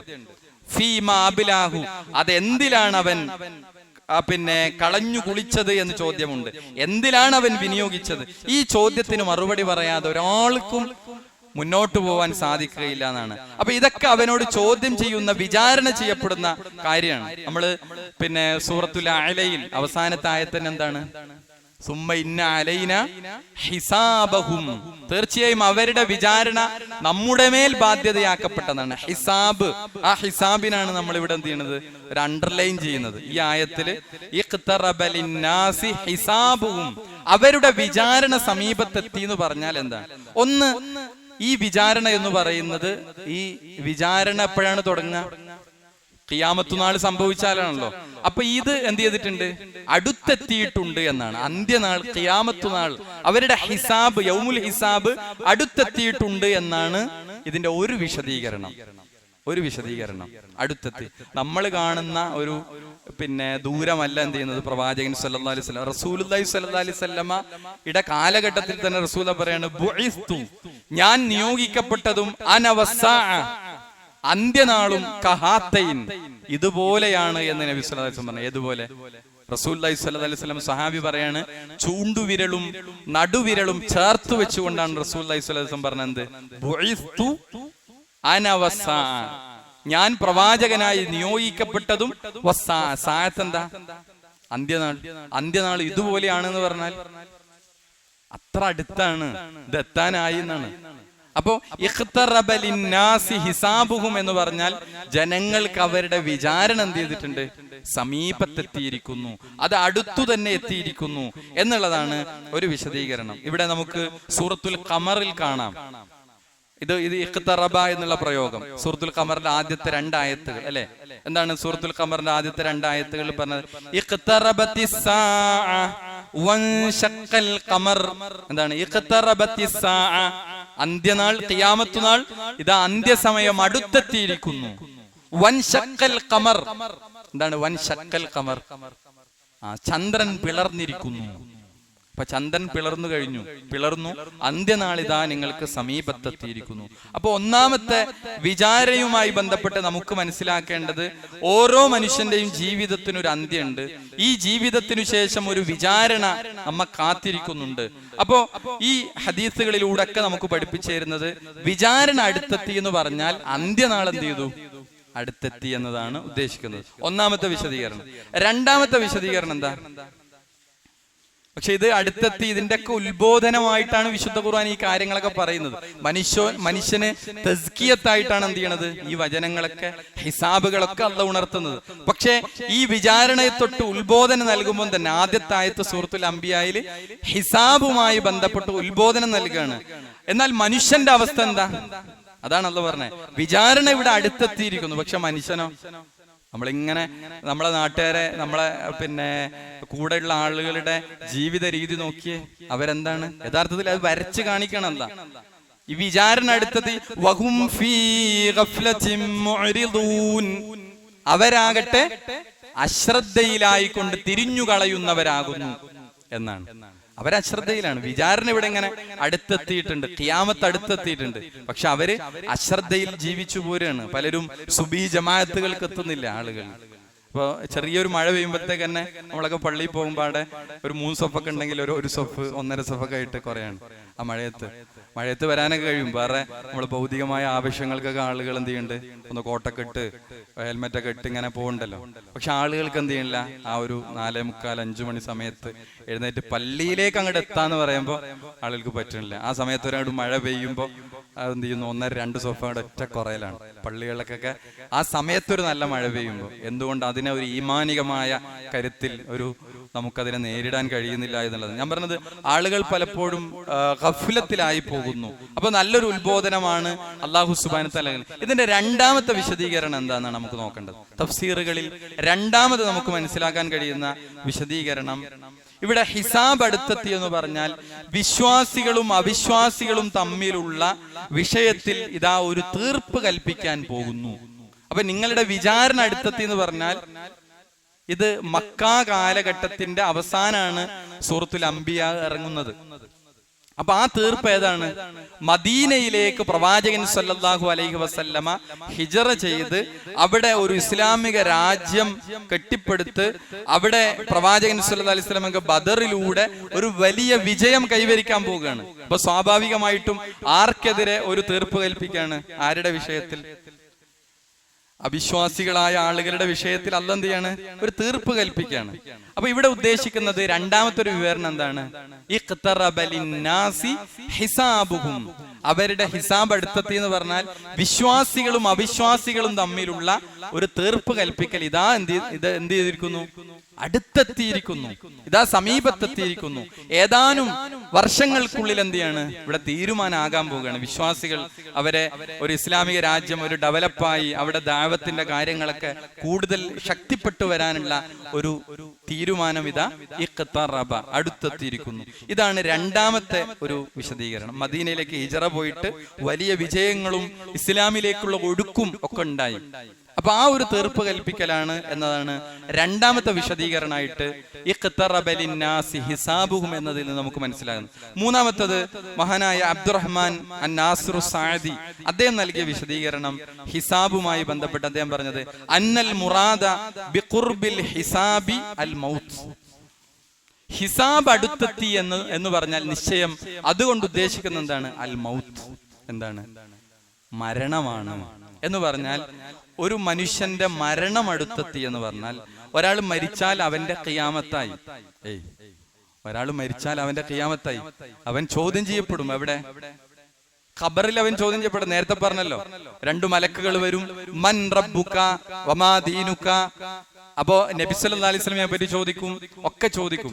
അപ്പൊ ഈ ചോദ്യം ഹിസാബ് വരാനായി ഖബറിൽ അവന്റെ മയ്യത്ത് എടുത്തു വെച്ച സമയം മുതൽ ചോദ്യം ആരംഭിക്കുകയാണ്. അതിനാണ് നമ്മൾ തസ്ബീത്തിന് വേണ്ടി എന്ത് ചെയ്യണത്?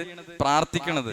അപ്പൊ ഒരു മനുഷ്യന്റെ അന്ത്യം, ഒരു മനുഷ്യന്റെ മരണമാണ് അടുത്തെത്തി എന്ന് പറയുന്നത് കൊണ്ട് ഉദ്ദേശിക്കുന്നത് എന്നാണ് ഇമാം നാസിറു സഅദി പറയുന്നത്. കർമ്മങ്ങളുടെ പ്രതിഫലമുള്ള ലോകത്തേക്ക് അവൻ മരണത്തോടെ കടക്കാണ്, അവന്റെ ഖബറിലേക്ക് അവൻ കടക്കാണ്. അപ്പൊ ഈ 3 വിശദീകരണങ്ങളാണ് നമുക്ക് ഇതുമായി ബന്ധപ്പെട്ട് തഫ്സീറുകളിൽ നിന്ന് വായിക്കാൻ പറ്റുന്നത്. നമ്മൾ പറഞ്ഞൊക്കെ ഒന്നാമത്തത് എന്താണ്? ഒന്നാമത്തത് അന്ത്യനാൾ അടുത്തെത്തി എന്നാണ്. മനുഷ്യന് വിചാരണ അടുത്തെത്തി എന്ന് പറഞ്ഞാൽ അന്ത്യനാൾ, അന്ത്യസമയം, ഖിയാമത്ത് നാൾ എന്ത് ചെയ്തിരിക്കുന്നു? സമീപത്തെത്തിയിരിക്കുന്നു എന്നാണ് ഒരു വിശദീകരണം. രണ്ടാമത്തത് മക്കയിലെ മുശ്രിക്കുകൾ, മക്കയിലെ സഹാബികൾ, മുഅ്മിനീങ്ങൾ തമ്മിലുള്ള മക്കയിലെ സംഘട്ടനങ്ങൾ അല്ലെങ്കിൽ മക്കയിലെ അവരുടെ ബഹിഷ്കരണങ്ങൾ, അതിനൊക്കെ ഒരു തീർപ്പ് കൽപ്പിക്കുന്ന ഒരു നാളിതാ അടുത്തെത്തിയിരിക്കുന്നു. അത് മദീനയിലേക്കുള്ള ഹിജറ പോയതിനു ശേഷം. അപ്പോ ഹിജറക്ക് തൊട്ടു മുമ്പാണ് സൂറത്തുൽ അംബിയ അവതരിപ്പിക്കപ്പെടുന്നത്. അപ്പോ അതടുത്തെത്തിയിരിക്കുന്നു എന്നാണ് രണ്ടാമത്തെ വിഷയം. മൂന്നാമത്തത് ഓരോരുത്തരുടെയും ഓരോ മനുഷ്യന്റെയും മരണം അവന്റെ ഖിയാമത്താണ്. അതിലൂടെ ഖബറിലെ ചോദ്യം ചെയ്യലുകളിലേക്ക് അവൻ ദുനിയാവിൽ ചെയ്ത പ്രവർത്തനങ്ങളുടെ പ്രതിഫലങ്ങളുടെ ചോദ്യം ചെയ്യലിന്റെ ഒരു ലോകത്തേക്ക് അവൻ കടക്കാണ്. അതുകൊണ്ട് തന്നെ അവന്റെ മൗത്താണ് ഇവിടെ ഉദ്ദേശിക്കുന്നത് എന്നാണ് നമുക്ക് മൂന്നാമത്തെ ഒരു വിശദീകരണമായിട്ട് നമുക്ക് മനസ്സിലാക്കേണ്ടത് എന്നുള്ളതാണ്. അതേപോലെ തന്നെ ഇവിടെ നമ്മൾ മനസ്സിലാക്കേണ്ട മറ്റു ചില കാര്യങ്ങള് നമുക്ക് ഇതുമായി ബന്ധപ്പെട്ട കുറേയേറെ ആയത്തുകൾ ഇൻഷാ അല്ലാഹ് നമ്മുടെ പഠന സഹായിൽ ഈ ആയത്തുകളൊക്കെ എന്ത് ചെയ്തിട്ടുണ്ടാകും, നമ്മൾ കൊടുത്തിട്ടുണ്ടാകും. അതില് നമുക്കറിയാം മരണത്തിനു ശേഷം ഒരു ജീവിതവും ഒരു ഹിസാബും ഒക്കെ ഉണ്ട് എന്ന് പറയുന്നത് ശരിക്കും ഒരു വ്യക്തിയിൽ ഉണ്ടാക്കുന്നത് ഏറ്റവും വലിയ മാറ്റങ്ങൾ ഉണ്ടാക്കുന്ന ഒരു ചിന്ത മരണത്തിനു ശേഷം ഒരു ജീവിതമുണ്ട് എന്നുള്ളതാണ്. ആ യാഥാർത്ഥ്യം ഒരാൾ ഉൾക്കൊള്ളുമ്പോഴാണ് എന്ത് ചെയ്യണത്, അവന്റെ ജീവിതം വിശുദ്ധമാകുന്നത്, ഹറാമെന്ന് മാറി നിൽക്കുന്നത്. അല്ലെ, ഒരു പലിശയുടെ സാഹചര്യം വരുമ്പോൾ നമ്മൾ അതിൽ നിന്ന് മാറി നിൽക്കുന്നത്, നമുക്ക് നാളെ പരലോകമുണ്ട്, മരണത്തിന് ശേഷം ഒരു ഹിസാബൊക്കെ ഉണ്ട്, ആ ചിന്തയാണല്ലോ. അല്ലെങ്കിൽ എന്തെങ്കിലും ഒരു തിന്മക്കുള്ള സാഹചര്യങ്ങൾ ഒത്തുവരുമ്പോ നമ്മൾ അതിൽ നിന്ന് മാറി നിൽക്കുന്നത് ഈ ഹിസാബ്, അതിനെപ്പറ്റിയുള്ള ചിന്തകളാണ്. ഇവിടെ നമുക്കറിയാം ഈ ഒരു യാഥാർത്ഥ്യത്തെ, അതായത് ഒരു ഒരുമിച്ച് കൂട്ടലും ഒരു ഹിസാബും ഒരു കിതാബ് നൽകപ്പെടലും അതേപോലെ മീസാനുകളിൽ അവന്റെ നന്മതിന്മകൾ തൂക്കിക്കണക്കാക്കലും സിറാത്ത് പാലോ ഒക്കെ ഉണ്ട്, പരലോകമുണ്ട് എന്ന് അല്ലാഹു സുബ്ഹാനഹു വ തആല വളരെ ലളിതവും അത്ഭുതകരവുമായ തെളിവുകൾ കൊണ്ടാണ് വിശുദ്ധ ഖുർആൻ നിരത്തുന്നത്. അതില് സൂറത്ത് റൂമിലെ 19-ാമത്തെ ആയത്ത്, സൂറത്ത് റൂമിൽ കുറെ എക്സാമ്പിളുകൾ അതിൽ പറയുന്നുണ്ട്. അള്ളാഹുവിന്റെ ആയാത്തുകൾ കുറെ പറയുന്നുണ്ട്. അതില് ഒരു ഭാഗം യുഖ്രിജുൽ ഹയ്യ മിനൽ മയ്യിതി വയുഖ്രിജുൽ മയ്യത മിനൽ ഹയ്യ് വയുഹ്യിൽ അർള ബഅദ മൗതിഹാ, ഭൂമിയുടെ നിർജീവാവസ്ഥക്ക് ശേഷം അതിനവൻ ജീവൻ നൽകുകയും ചെയ്തു. എന്നിട്ട് അല്ലാഹ് പറയാണ് വകദാലിക തുഖ്റജൂൻ, അപ്രകാരം അവരെ നിങ്ങളെ നാം പുറത്തു കൊണ്ടുവരപ്പെടും. എന്താ പറഞ്ഞത്? ഭൂമി നിർജീവമായതിനു ശേഷം അതിന് ജീവനുള്ളതാക്കി എന്ന് പറഞ്ഞാൽ അതിൽ നിന്ന് സസ്യങ്ങൾ മുളച്ചു വരുന്ന നമ്മൾ കാണില്ലേ? ഒരു മെയ് ആദ്യത്തിലൊക്കെ നമ്മുടെ കുട്ടികൾ കളിക്കുന്ന ഫുട്ബോളിന്റെ ഗ്രൗണ്ടിൽ നമ്മൾ ചെന്ന് നോക്കിയപ്പോൾ എങ്ങനെ ഉണ്ടായിരുന്നു? അതിങ്ങനെ വിണ്ട് കീറി ആ പിച്ച് ഉറച്ചു നിൽക്കുന്ന ആ ഇതുണ്ടല്ലോ ഗ്രൗണ്ട് മൈതാനം, അതൊന്നും മഴ അങ്ങോട്ട് പെയ്തപ്പോൾ എന്ത് ചെയ്തു? അതിൽ നിന്ന് ഇങ്ങനെ സസ്യങ്ങൾ മുളച്ചു പോകുന്നതാണ് അല്ലെ? അതുപോലെ അല്ലാഹ് പറയാണ് വകദാലിക തുഖ്റജൂൻ, ഇപ്രകാരം നിങ്ങളെ നാം പുറത്തു കൊണ്ടുവരുന്നതാണ്. അപ്പൊ ജീവിതം കൊണ്ട് ബോധ്യപ്പെടാത്തവർക്ക് മരണം അത് ബോധ്യപ്പെടുത്തുന്നതാണ്. ഇങ്ങനെ ഒരു നാളുണ്ട്, യൗമുൽ ഹിസാബ്, യൗമുൽ ഖിയാമ, ഇങ്ങനെ ഒരു നാളുണ്ട് എന്നത് അല്ലാഹു സുബ്ഹാനഹു തആല മരണം കൊണ്ട് ബോധ്യപ്പെടുത്തുന്നതാണ്. വിശുദ്ധ ഖുർആൻ സൂറത്തു ഖാഫിലെ 22-ാമത്തെ ആയത്ത്, ലഖദ് കുൻത ഫീ ഗഫ്ലത്തിൻ മിൻ ഹാദാ ഫകശഫ്നാ അൻക ഗിതാക് അന്ന് സത്യനിഷേധികളോട് പറയപ്പെടും, തീർച്ചയായും നീ ഇതിനെപ്പറ്റി അശ്രദ്ധയിലായിരുന്നു, എന്നാൽ ഇപ്പോൾ നിന്നിൽ നിന്നു നിന്റെ ആ മൂടി നാം നീക്കം ചെയ്തിരിക്കുന്നു. അങ്ങനെ നിന്റെ ദൃഷ്ടി, നിന്റെ കാഴ്ച ഇന്ന് ഹദീദ്, ഹദീദ് എന്ന് പറഞ്ഞാൽ മൂർച്ചയുള്ളതായിരിക്കുന്നു നിന്റെ കാഴ്ച. എപ്പോഴാണ്? മരണം സംഭവിക്കുമ്പോൾ ഓരോരുത്തർക്കും എന്ത് ചെയ്യാണ്? അങ്ങനെ കാണാൻ പറ്റാണ്. ഈ അന്ത്യനാൾ അവിടെ ബോധ്യപ്പെടാണ്. അവിടെ ബോധ്യപ്പെട്ടിട്ട് കാര്യമില്ല. അന്ത്യദിനം സംഭവിക്കുമ്പോൾ നേർക്കാഴ്ച കൊണ്ട് ചില ആളുകൾക്ക് ബോധ്യപ്പെടും. ഇതൊക്കെ യൗമുൽ ഹിസാബൊക്കെ ഉണ്ടായിരുന്നു, യൗമുൽ ഖിയാമത്തൊക്കെ ഉണ്ടായിരുന്നു. അല്ലാഹു സുബ്ഹാനഹു വ തആല ആ കാര്യം സൂറത്തുൽ അംബിയായിൽ തന്നെ പറയുന്നുണ്ട്. യൗമ നത്വി സമാ കതയ്യിസ് സിജില്ലി ലിൽ കുതുബ് കമാ ബദൈനാ അവ്വല ഖൽഖിൻ നുഈദു വഅദൻ അലൈനാ ഇന്നാ കുന്നാ ഫാഇലീൻ. ഗ്രന്ഥങ്ങളുടെ ഏടുകൾ ചുരുട്ടുന്ന പ്രകാരം ആകാശത്ത് നാം ചുരുട്ടിക്കളയുന്ന ദിവസം ആദ്യമായി സൃഷ്ടി ആരംഭിച്ചതുപോലെ നാം അത് ആവർത്തിക്കുന്നതാണ്. നാം ബാധ്യതയേറ്റ ഒരു വാഗ്ദാനം അത്രേ അത് നടപ്പിലാക്കുക തന്നെ ചെയ്യും. അല്ലാഹു സുബ്ഹാനഹു വ തആല ആ കാര്യം നടപ്പിലാക്കുന്നതാണ്. അപ്പോ ആ അന്ത്യനാളുമായി ബന്ധപ്പെട്ട് നമുക്കറിയാം അതിന്റെ സൂചനകൾ, അതിന്റെ അടയാളങ്ങൾ, ധാരാളം അടയാളങ്ങൾ. ഇപ്പോ ഖിയാമത്ത്, യൗമുൽ ഹിസാബ് അതടുത്തെത്തി എന്ന് പറയുമ്പോൾ അതുമായി ബന്ധപ്പെട്ട് ധാരാളം അടയാളങ്ങൾ നമുക്ക് അല്ലാഹു സുബ്ഹാനഹു വ തആല മനുഷ്യനെ ഉണർത്താൻ സൂചനകൾ നൽകിയിട്ടുണ്ട്, അടയാളങ്ങൾ. എന്താണ് നമ്മൾ പറയാ? അശ്റാത്തു സാ, അന്ത്യനാളിന്റെ അടയാളങ്ങൾ. അതിനെ പണ്ഡിതന്മാർ 3 ഇനങ്ങളായിട്ടാണ് തിരിച്ചത്. അന്ത്യനാളിന്റെ ധാരാളം അടയാളങ്ങളുണ്ട്. നമ്മള് ഒരു വിഷയം, അന്ത്യനാളിന്റെ അടയാളം എന്ന് പറയുന്ന വിഷയം കുറെ പരമ്പരകളായിട്ട് അവതരിപ്പിക്കുന്നതാണ്. കാരണം എന്താ? ഒരുപാട് ഹദീസുകളിൽ പരന്നു കിടക്കുന്ന ഒരു വിഷയമാണ് അതിന്റെ അടയാളങ്ങൾ. അതിന്റെ 3 ഇനങ്ങളിൽ ഒന്നെന്താണ്? സംഭവിച്ചു കഴിഞ്ഞ അടയാളങ്ങൾ.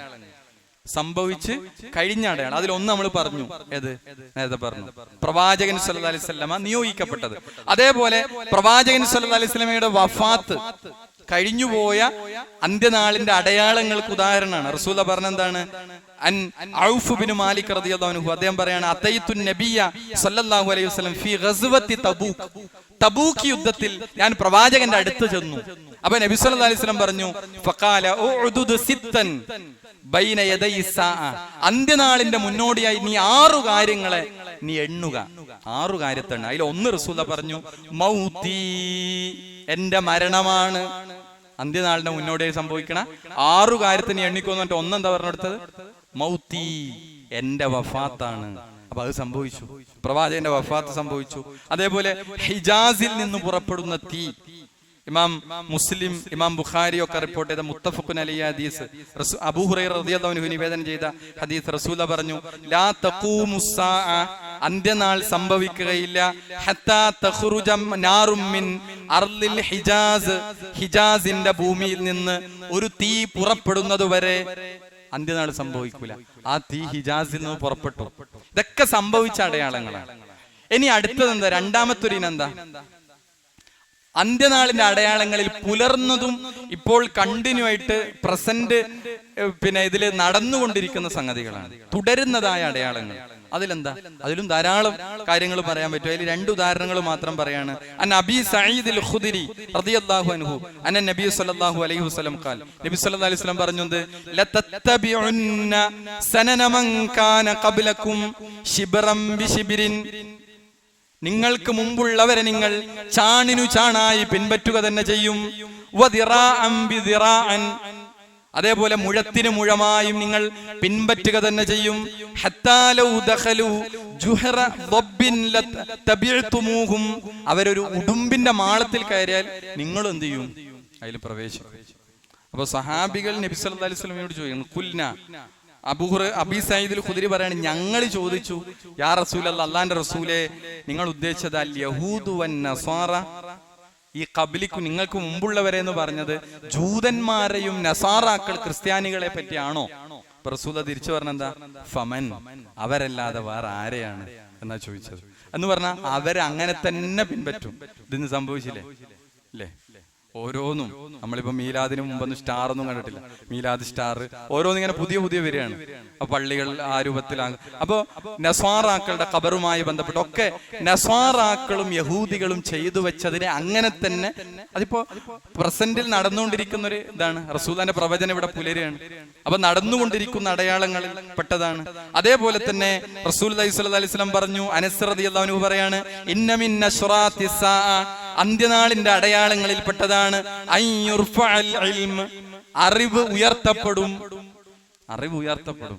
എങ്ങനെയാണ് അറിവ് ഉയർത്തപ്പെടുക? ഇതിന് മുഹദ്ദിസുകൾ അതിന് ശറഹ് നൽകുന്നത് ചിലപ്പോ ഇൽമുള്ള പണ്ഡിതന്മാരുടെ വിയോഗമാണ് എന്നൊക്കെ നമുക്ക് വിശദീകരണത്തിൽ കാണാം. അല്ല, ആലിമീങ്ങളുടെ വിയോഗം. അപ്പൊ അറിവ് ഉയർത്തപ്പെടും, അള്ളാന്റെ അറിവ് ഉയർത്തപ്പെടും. അതിന് പകരം എന്താ പിന്നെ വരിക? വയസ്ബുത്തൽ ജഹിൽ, ജഹിൽ ഇവിടെ സ്ഥിരപ്പെടും, അജ്ഞത സ്ഥിരപ്പെടും. ഇതൊക്കെ ഇവിടെ നടന്നുകൊണ്ടിരിക്കണം. വയുശ്റബൽ ഖംർ, മദ്യപാനം വ്യാപിക്കും. അല്ലേ? മദ്യം, ഖംർ എന്ന് പറഞ്ഞാല് മദ്യം മാത്രമല്ല, ബുദ്ധിയെ മറക്കുന്ന എല്ലാ ലഹരിയും ഖംറാണ്. അതൊക്കെ ഇവിടെ സാർവത്രികമായി ഇവിടെ ഇതൊക്കെ നമ്മൾ കണ്ടുകൊണ്ടിരിക്കുകയാണ്. ഇത് കാണുമ്പോൾ നമ്മളെ മനസ്സിലൊരു ഈമാനികമായി ഒരു ഗ്രാഫ് എന്ന് ഇങ്ങനെ പൊന്താനുണ്ട്. എന്താ? 1400 കൊല്ലം മുമ്പ് പറഞ്ഞ പ്രവചനങ്ങൾ, വഹി തെറ്റിയിട്ടില്ല. ഇന്നത് നമ്മുടെ മുന്നിൽ ഇങ്ങനെ കാണുകയാണ്. റസൂല അതിനുശേഷം പറഞ്ഞ ഈ ഹദീസിൽ ഒരു വാചകം കൂടി ഉണ്ട്. എന്താ? വയൽഹറസിന, വ്യഭിചാരം അത് പ്രകടമാകും. അല്ലെ? പ്രകടമായില്ലേ? എല്ലാം ഇവിടെ നടക്കുകയാണ്. നിങ്ങൾ ഓരോ കോഴിക്കോടും അതേപോലെ എറണാകുളത്തൊക്കെ ഉള്ള വലിയ വലിയ സിറ്റികളിൽ പിന്നെ അന്വേഷിച്ചാൽ അറിയാം, അവിടെയൊക്കെ വ്യഭിചാരം അതില് പബ്ലിക്കായി എന്ത് ചെയ്യാണ്? ആണും പെണ്ണും ഒക്കെ കൂടിക്കലരുന്ന രംഗങ്ങൾ നമ്മൾ കാണാണ്.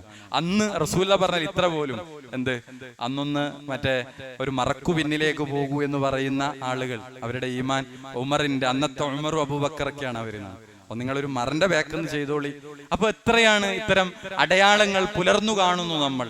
അപ്പൊ ഇതൊക്കെ റസൂലുള്ളാഹി സ്വല്ലല്ലാഹു അലൈഹി വസല്ലം പറഞ്ഞ അടയാളങ്ങളിൽ പുലർന്നതും തുടരുന്നതുമായ കാര്യങ്ങൾ. മൂന്നാമത്തെ എന്താ?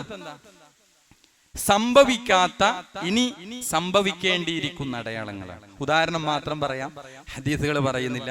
ദജ്ജാലിന്റെ രംഗപ്രവേശനം സംഭവിച്ചിട്ടില്ല. അതേപോലെ തന്നെ ഈസാ നബി അലൈഹി സ്വലാമയുടെ നുസൂല് വരാനിരിക്കുകയാണ്. യഅജൂജ് മഅജൂജിന്റെ വരവ് ഇനി വരാനിരിക്കുകയാണ്. ദാബത്തുൽ അർദ് പ്രത്യക്ഷപ്പെടൽ ഇനി വരാനിരിക്കുകയാണ്. സൂര്യൻ പടിഞ്ഞാറൻ ദിക്കിൽ നിന്ന് ഉദിച്ചുയരൽ അത് വരാനിരിക്കുകയാണ്. അപ്പോ അവിടെ നമുക്ക് ഈ അടയാളങ്ങളെ 3ആയിട്ടാണ് നമ്മൾ തരം ചെയ്തത്. ഒന്ന് പറഞ്ഞോക്കെ. ഒന്ന് സംഭവിച്ചു കഴിഞ്ഞ അടയാളങ്ങൾ, മറ്റൊന്ന് സംഭവിച്ചതും പിന്നെ നിലവിൽ നടന്നുകൊണ്ടിരിക്കുന്നതുമായ അടയാളങ്ങൾ, മൂന്നാമത്തത് സംഭവിക്കാതെ ഇനി സംഭവിക്കാൻ പോകുന്ന അടയാളങ്ങൾ. ഇതൊക്കെ അന്ത്യനാളിന്റെ അടയാളവുമായി ബന്ധപ്പെട്ട് നബി സല്ലല്ലാഹു അലൈഹി വസല്ലം നമുക്ക് പഠിപ്പിച്ചാണ്. അപ്പൊ അന്ത്യദിനം സംഭവിക്കുക എന്നതും പരലോകം സ്ഥാപിക്കുക എന്നതും മനുഷ്യർക്ക് അർഹതപ്പെട്ട നീതിയും പ്രതിഫലവും ഉറപ്പുവരുത്താൻ വേണ്ടിയാണ് അല്ലാഹു സുബ്ഹാനഹു വ തആല ഈ കാര്യങ്ങൾ എന്ത് ചെയ്തിരിക്കുന്നത്, സംവിധാനിച്ചിരിക്കുന്നത് എന്നുള്ളതാണ്. ഇൻഷാ അല്ലാഹ് വിചാരണയും അൽ ഹിസാബ് വൽ ജസാ അതുമായി ബന്ധപ്പെട്ട് ഏകദേശം 16ഓളം കാര്യങ്ങൾ ഇൻഷാ അല്ലാഹ് നമ്മുടെ പഠന സഹായിൽ ആ കാര്യങ്ങൾ ഉണ്ടാകുമെന്നാണ് മനസ്സിലാക്കുന്നത്. 16ഓളം കാര്യങ്ങൾ, പരലോകത്ത് നടക്കുന്ന വ്യത്യസ്ത കാര്യങ്ങൾ, അതുമായി ബന്ധപ്പെട്ട ഒരു വലിയ പിന്നെ ഓരോ നമ്പർ കൊടുത്ത് അതിൽ ആയത്തുകൾ കൊടുത്ത് ഇൻഷാ അല്ലാഹ് നമ്മുടെ ടെക്സ്റ്റിൽ ഉണ്ടാകും. നമ്മുടെ സമയത്തിന്റെ പരിമിതി നമുക്കുണ്ട്, 6:30 ആവുന്നു. അപ്പോൾ നമ്മൾ ആ ഭാഗത്തേക്ക് എന്ത് ചെയ്യണില്ല, പോകുന്നില്ല. നമുക്കറിയാം പിന്നെ അന്ത്യനാൾ, പരലോകം എന്നത് സ്ഥാപിക്കാൻ അല്ലാഹു സുബ്ഹാനഹു വ തആല എന്തിനെയാണ് സംവിധാനിച്ചത്? എന്തിനെയാണ് അള്ളാഹു സുബ്ഹാനഹു വ തആല മനുഷ്യന്റെ മുമ്പിൽ വെക്കുന്നത്? അള്ളാഹു സൃഷ്ടിച്ച ദൃഷ്ടാന്തങ്ങളെയാണ് അള്ളാഹു മുന്നിൽ വെച്ചിരിക്കുന്നത്. പ്രപഞ്ചത്തിൽ അള്ളാഹു സൃഷ്ടിച്ച ദൃഷ്ടാന്തങ്ങളെ മുന്നിൽ വെച്ചുകൊണ്ടാണ് പരലോകത്തിന്റെ സത്യതയെ അള്ളാഹു ബോധ്യപ്പെടുത്തിയത്. അതേപോലെ ഈ ലോകത്തിനൊരു സൃഷ്ടാവുണ്ടെന്നും ഈ യൗമുൽ ഹിസാബ് ഉണ്ടെന്നൊക്കെ സ്ഥാപിക്കാനാണ്. അപ്പൊ നമ്മൾ ഈ അമ്മ ജുസയിലെ ആദ്യ സൂറത്ത് തന്നെ എടുത്തു നോക്കുക, സൂറത്തുൻ നബ അല്ലെ. സൂറത്തുൻ നബ നമ്മൾ പഠിച്ച സൂറത്താണ്. അതിന്റെ ആദ്യ ഭാഗത്തെ അതിന്റെ ഒരു അവതരണ പശ്ചാത്തലം ശരിക്കും എന്താ? അമ്മ യതസാഅലൂൻ അനിന്നബഇൽ അദീം. യതസാഅലൂൻ എന്ന് പറഞ്ഞാൽ അവര് പരസ്പരം ചോദിച്ചുകൊണ്ടിരിക്കുകയാണ്. അനിന്നബഇൽ അദീം, എന്തിനെ പറ്റിയാണ്?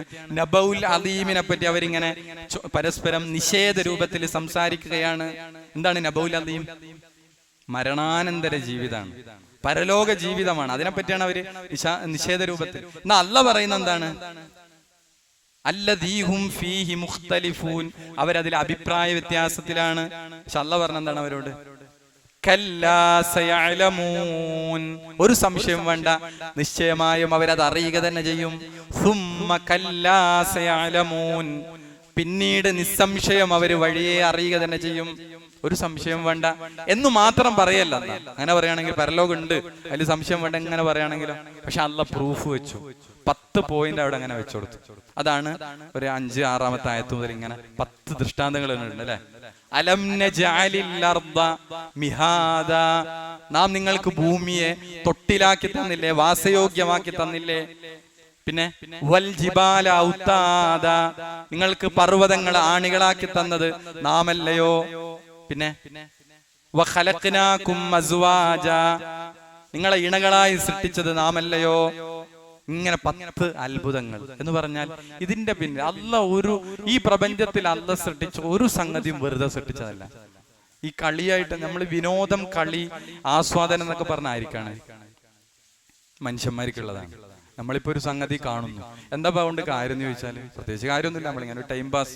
പക്ഷെ അല്ലാഹ്ക്ക് അങ്ങനെ ഒരു ടൈം പാസും ആസ്വാദനം ഉണ്ടോ? നക്ഷത്രയും സൂര്യനും ചന്ദ്രനൊക്കെ അങ്ങനെ സൃഷ്ടിച്ചിട്ട് അതൊരു ഇങ്ങനെ അല്ലാഹ് അതിലൂടെ ഒരു കളിയായി, വിശുദ്ധ ഖുർആൻ പറയുന്നുണ്ട്, അല്ലാഹ് കളിയായിട്ടൊന്നും സൃഷ്ടിച്ചിട്ടില്ല. പിന്നെ അതിന്റെ പിന്നിൽ എന്തുണ്ട്? ഒരു ലക്ഷ്യമുണ്ട്. ആ ലക്ഷ്യം എന്താ?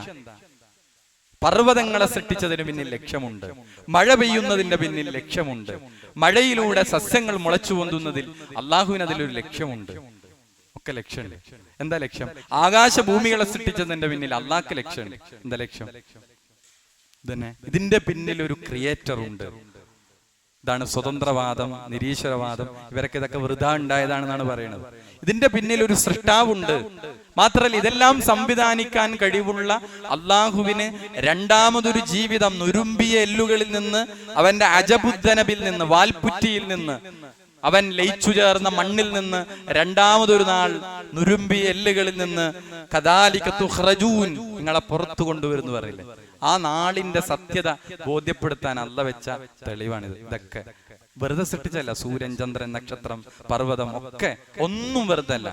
എല്ലാത്തിനും ഇനി നമുക്കൊന്നും അറിയില്ലെങ്കിൽ നമുക്കറിയാത്തതാണ്, അതിന്റെ പിന്നിൽ ലക്ഷ്യമുണ്ട്. നമ്മൾ ചെയ്യണത് പോലെ അള്ളാഹു എന്ത് ചെയ്യൂല. അപ്പോ അന്ത്യനാളിന്റെ സത്യത നമുക്ക് എന്ത് ചെയ്യാണ്? തെളിവുകളിലൂടെ ബോധ്യപ്പെടുത്താൻ. ഇൻഷാ നമുക്ക് പിന്നെ ഹിസാബുമായി ബന്ധപ്പെട്ട്, ജസാവുമായി ബന്ധപ്പെട്ടിട്ടുള്ള ആ 16 കാര്യങ്ങൾ ഇൻഷാ നമുക്ക് അടുത്ത ക്ലാസ്സിൽ എന്ത് ചെയ്യാം, നമുക്ക് പറയാം. അപ്പൊ നമ്മൾ ഒരൊറ്റ ആയത്താണ് എന്ത് ചെയ്യണത് ഇന്നെടുത്തത്. പിന്നെ 1-ാമത്തെ ആയത്ത് മാത്രമാണ് നമ്മൾ എന്ത് ചെയ്തത് ഇന്നെടുത്തത്. ഒന്നുകൂടി നമുക്ക് ആ ഭാഗം ഒന്ന് ഓതി നോക്കാം. ഇഖ്തറബ ലിന്നാസി ഹിസാബുഹും വഹും ഫീ ഗഫ്ലത്തിൻ മുഅ്രിദൂൻ. ഇഖ്തറബ ലിന്നാസി ഹിസാബുഹും വഹും ഫീ ഗഫ്ലത്തിൻ മുഅ്രിദൂൻ. ഇഖ്തറബ, ഇഖ്തറബ അടുത്തെത്തിയിരിക്കുന്നു, സമീപത്തെത്തിയിരിക്കുന്നു. ലിന്നാസി മനുഷ്യർക്ക്, ഹിസാബുഹും അവരുടെ വിചാരണ, വഹും ഫീ ഗഫ്ലത്തിൻ അവരാകട്ടെ അശ്രദ്ധയിലാണ്, ഗഫ്ലത്തിലാണ്. മുഅ്രിദൂൻ തിരിഞ്ഞുകളയുന്നവരായിക്കൊണ്ട്.